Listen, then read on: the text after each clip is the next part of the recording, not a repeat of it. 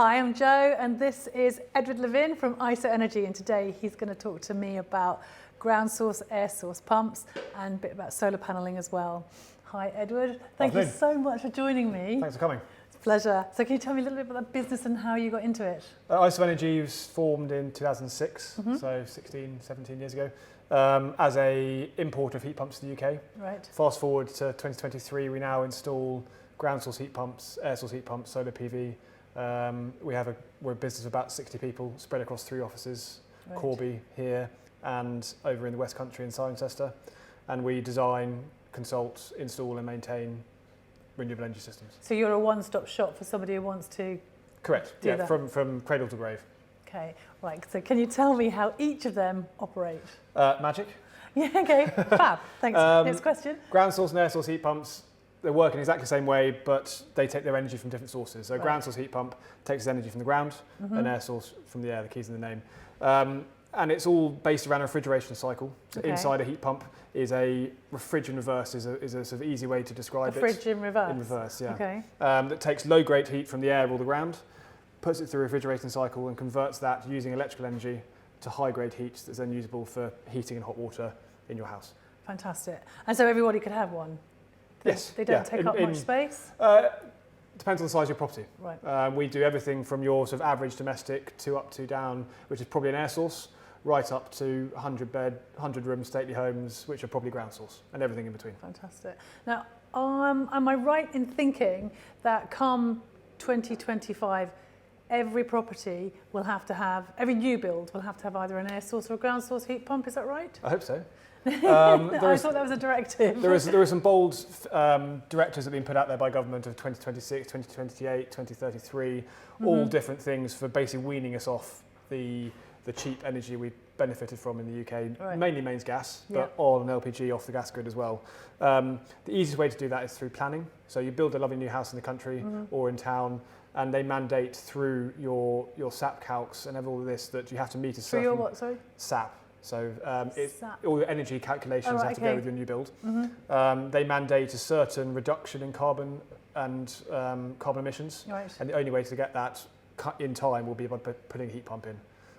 Obviously, centre of London, centre of town might not be practical, and there are different ways government are looking to address that through hydrogen at some point in the future. Okay. But very much the electrification of heat, which is heat pumps, is the government directive. Oh, fantastic. And also, is there some kind of payback for us if we were to use an air source or a ground source pump? It depends what you mean by paybacks. It's in purely financial terms. It's very hard to calculate at the moment, in truth, because energy prices changing almost every day. Yeah, absolutely. There are certain grants out there. Again, they change with governments and the blowing of the wind. But at the moment, there's a thing called the boiler upgrade scheme. So what does that mean to somebody? That will pay you £5,000 for an air source heat pump or £6,000 for a ground source heat pump. That's money paid to you once the installation is complete. So you can discount your installation by that. Give me an idea of how much a ground source pump would be and how much an air source pump would be. It depends on what you're looking to do and the complications, whether it's new build or retrofit. And there can be a whole host of costs that come in between the two. Right, okay. For a couple 100 square metre new build with an air source heat pump, you're probably somewhere between £15,000 and £20,000 installed. Less the 5 or 6. Less the 5 or 6, less the cost it would have cost to put a boiler in and a hot water cylinder. So yes, there is a cost increase at the moment. But then there's a cost saving? There is a cost saving, again, depending exactly what you're buying your electricity and your gas for. Yeah. There is a cost saving, or it's cost neutral, but as the sort of polluting fossil fuels get probably more taxed in the future, that gap will close and the savings will increase. Fantastic, thank you. And finally, solar paneling. You do solar paneling as well, so how have they evolved since they first came onto the market? They've got more efficient per square metre. Right, okay. So back in the heady days of the feed-in tariff in 2012, you could get 200, 225 watts from a panel being about 1 metre by 1.7 metres. And what would 225 watts do for you? Not very much. But that same panel will now give you... a kettle. Yeah, that same panel will now give you 370, 400 watts. So the efficiency per square metre is increasing. So you can get more on your roof in terms of output and offset more of your electrical usage, be that to run a heat pump, boil the kettle, whatever it might be in your house. And then battery technology is improving. Costs are coming down. Right. There's still a bit of way to go on that, but you can then capture some of that energy that you're not using during the day because you're at work, and then use that to run your white goods, your lighting in the evening. So time shifting your electrical usage. So that kind of answers my next question, is are they worth installing? Batteries, I think it's a lifestyle choice at the moment, in truth. Oh, right, okay. But changes to the market in terms of how you buy your electricity and sell electricity back into the grid are changing. Octopus, for example, at the moment have a dynamic tariff. So during peak, you get charged through the roof for your electricity. Right, okay. When everyone gets home, turns the lights on, turns the kettles on. Electricity is very expensive that moment. Right. You get penalised for using the energy there, but in the middle of the night, you get a much cheaper rate. So get up, put your washing machine on at midnight. Exactly, or have it been programmed to buy your energy into your battery at that point, and then use that during the real peaks. And that's how we're going to smooth out the peaks of electrical demand in the UK. Once we're all driving electric cars and everyone's coming home and plugging at the same time, we are going to have dynamic pricing. Yeah, absolutely. Yeah, and that will help flatten things out. So if I were looking to upgrade my home, and it's, I don't know, it's a 4-bedroom house, it's, I don't know, 2,000 square feet, would you be saying air source, ground source and solar panelling?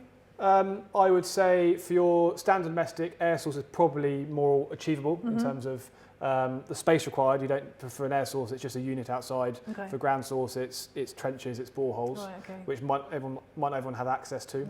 No. But yes, I think before you start anything, it's what is the energy profile of your house, and are you limiting the amount of energy you're losing? So you come and do that. You come and do a survey. We come to a survey, do heat loss calculations to determine what exactly your house needs.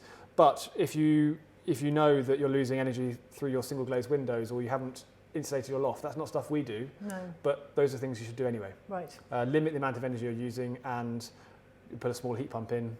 Cheaper cost to buy and cheaper cost to run. Fantastic. Is there anything else that I should have asked you that we need to know going forward? I don't think so. I think obviously fossil fuels are going to begin to get more expensive and ultimately phased out. Where and when is a bold statement from government. I don't think the government got the head around it completely yet for everyone. But if you are building a new house, doing a renovation, or wanting to do your bit now or in the future, how can you future-proof your property? So if you can't put the air source heat pump in now, or you can't put the panels in, or you can't put the battery in 5 years' time, how do I come back and do it with minimum fuss, rather than starting again? And you'll help with all that? Yeah. Fantastic. So I will leave your number for anybody who wants to get in touch with you. And we appreciate that.